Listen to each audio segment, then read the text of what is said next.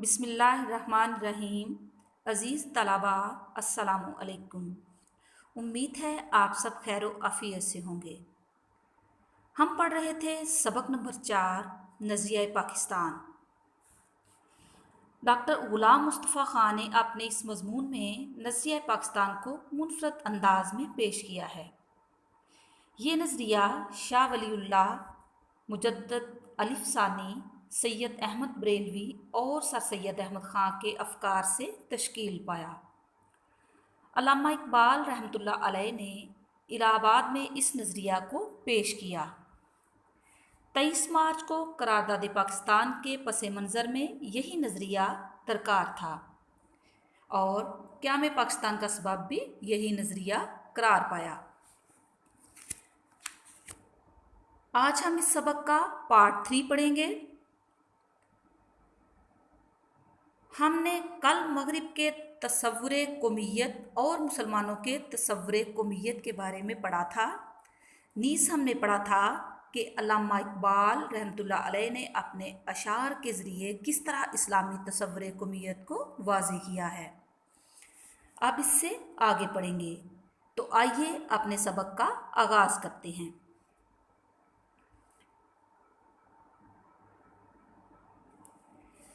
مسلمانوں کی قومیت ایک نظریاتی قومیت ہے جو لا الہ الا اللہ پر قائم ہے۔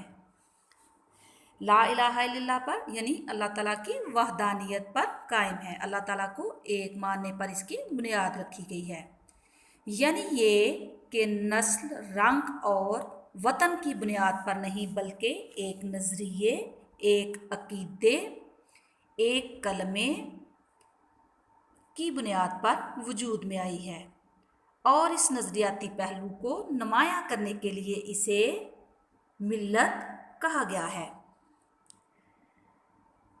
عقیدے کا مطلب ہے ایمان، نمایاں کرنا، واضح کرنا یا ظاہر کرنا، ملت قوم۔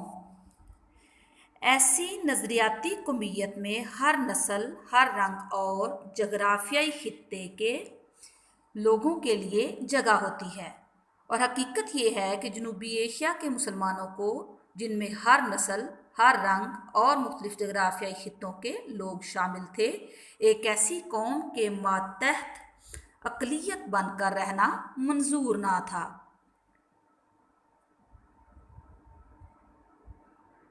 اسلامی قومیت کے برعکس ذات پات، چھوت چھات اور بت پرستی کے بندھنوں میں جکڑی ہوئی تھی۔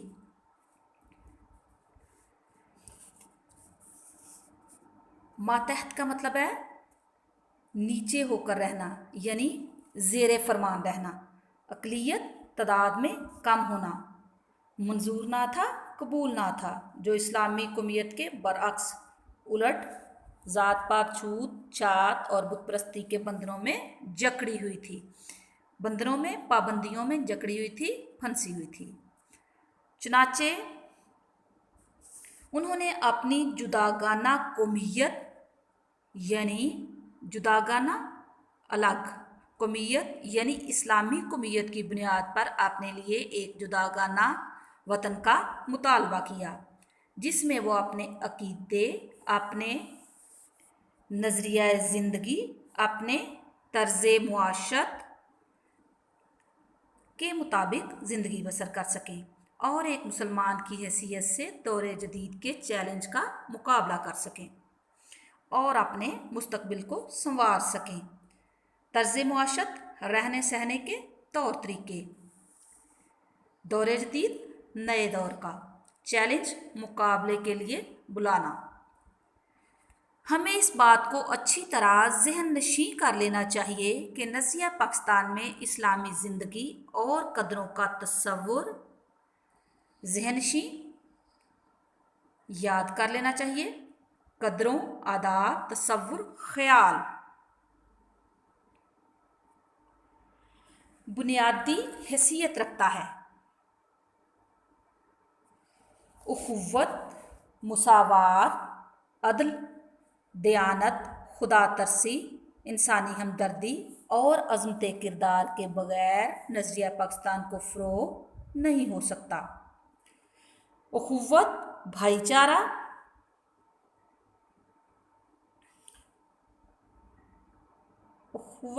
چارہ، مساوات، برابری، عدل، انصاف، دیانت، ایمانداری، خدا ترسی، رحم دلی، عظمت کردار، بلندی، فروغ، ترقی۔ نظریہ پاکستان کا مقصد محض ایک حکومت قائم کرنا نہیں تھا، کیونکہ مسلمانوں کی حکومتیں ایشیا اور افریقہ میں پہلے سے موجود تھیں۔ نظریہ پاکستان کا مقصد اسلامی اصولوں کی ترویج و اشاعت اور اہل عالم کے لیے مثالی مملکت کا نمونہ فراہم کرنا ہے۔ ترویج، رواج دینا، اشاعت پھیلانا، اہل علم پوری دنیا کے لیے ایک مثالی مملکت، ایک مثالی ریاست کا نمونہ فراہم کرنا تھا، دینا تھا۔ پاکستان قائم کرنے کا فیصلہ ہندوؤں کو بہت برا لگنا۔ انہوں نے پوری کوشش کی کہ یہ مملکت قائم نہ ہونے پائے۔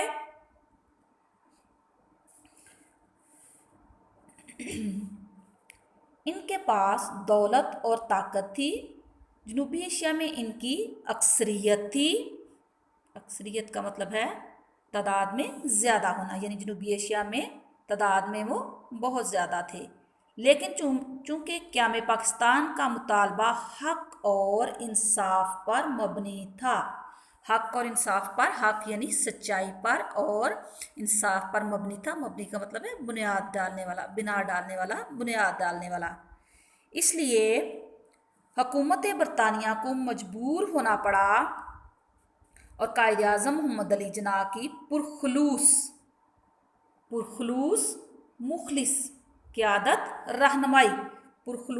مخلص رہنمائی نے مسلمانوں کے یقین، اتحاد اور عمل پہم کی وجہ سے 14 اگست 1947 کو پاکستان مارز وجود میں آ گیا۔ عمل پہم، مسلسل عمل، مارز وجود میں آنا، قائم ہونا۔ پاکستان نے اپنے قیام سے اب تک بڑی ترقی کی ہے اور اس کا شمار دنیا کے اہم ملکوں میں ہوتا ہے۔ اگر ہم یہ چاہتے ہیں کہ پاکستان اور زیادہ ترقی کرے اور ہمیشہ ترقی کرے، تو ہمیں نظریہ پاکستان کو ہر وقت پیش نظر رکھنا ہوگا، سامنے رکھنا ہوگا۔ اس کی بدولت ہم پاکستان کو زیادہ مستحکم اور شاندار بنا سکتے ہیں۔ بدولت کی وجہ سے مستحکم، مضبوط، شاندار، شان والا یا عظیم بنا سکتے ہیں۔ نظریہ پاکستان کا مقصد پاکستان کو ایک اسلامی اور فلاحی مملکت بنانا ہے۔ فلاحی مملکت، کامیاب ریاست۔ ہمیں ایسا کوئی قدم نہیں اٹھانا چاہیے جس کی وجہ سے خدا اور اس کے رسول صلی اللہ علیہ وآلہ وسلم کے سامنے شرمندہ ہونا پڑے۔ ہمارا جینا اور مرنا پاکستان کے لیے ہونا چاہیے۔ قومی مفاد کے سامنے ذاتی مفاد کو دل سے نکال دینا چاہیے۔ مفاد کا مطلب ہے فائدہ، یعنی ہمیں اپنے پیش نظر قوم کے فائدے کو رکھنا چاہیے۔ ہر قسم کی گروہ بندی سے بالا تر ہو کر تمام پاکستانیوں کی فلاح و بہبود کی کوشش کرنا نظریہ پاکستان کو فروغ دینا ہے۔ ہر قسم کی گروہ بندی یعنی جماعتیں بنانے سے، گروہ بندی جماعتیں بنانا، بالا تر ہو کر، اوپر ہو کر، فلاح و بہبود، تمام قسم کی جماعتیں بنانے سے بلند تر ہو کر ہمیں پاکستانیوں کی ترقی کے لیے کوشش کرنا ہے، اور اسی طرح نظریہ پاکستان کو ترقی دی جا سکتی ہے، فروغ دیا جا سکتا ہے، ترقی دی جا سکتی ہے۔ اگر ہم نے نظریہ پاکستان کو پیش نظر رکھا اور اپنی سیرت اور کردار کو اس کے مطابق ڈھالنے کی کوشش کی، تو دنیا کی دوسری قوموں میں بھی ہمیں امتیاز حاصل ہوگا، نمایاں فرق حاصل ہوگا، اور ہم اسلامی اصولوں کی روشنی میں پاکستان کو توانا، مستحکم، شاندار اور پرعظمت بنانے میں پوری طرح کامیاب ہوں گے انشاءاللہ۔ پرعظمت، شان و شوکت والا، توانا طاقتور، مستحکم مضبوط، شاندار عظیم اور پرعظمت اور شان و شوکت والا بنانے میں پوری طرح کامیاب ہوں گے انشاءاللہ، اگر اللہ نے چاہا تو۔ اب ضرورت اس امر کی ہے کہ نظریہ پاکستان کو مد نظر رکھتے ہوئے پاکستان کی ترقی اور تعمیر کے لیے دن رات ایک کرنا ہوں گے۔ عزیز طلبہ، اب وقت ہوا چاہتا ہے آج کی اچھی بات کا۔ تو آج کی اچھی بات ہے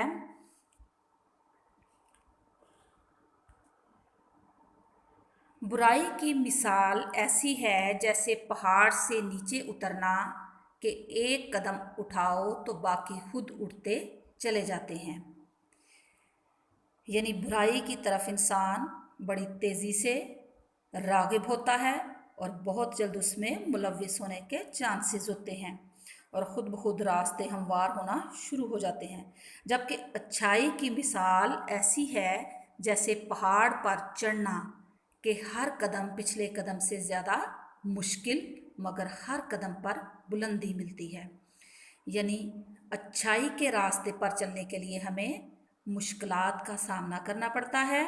اس کی مثال ایسے ہی ہے جیسے ہم کسی بلندی پر یعنی پہاڑ پر چلتے ہیں تو ہمیں چڑھنے میں ہر قدم پر مشکل پیش آتی ہے، لیکن یہ بھی ایک حقیقت ہے کہ ہمیں اس مشکل کے بعد بلندی ضرور ملتی ہے۔ اسی کے ساتھ ہمارا آج کا سبق اختتام پذیر ہوتا ہے۔ اگلے لیکچر میں ہم انشاءاللہ اس سبق کے مختصر سوالات کے جوابات پڑھیں گے۔ اجازت دیجیے۔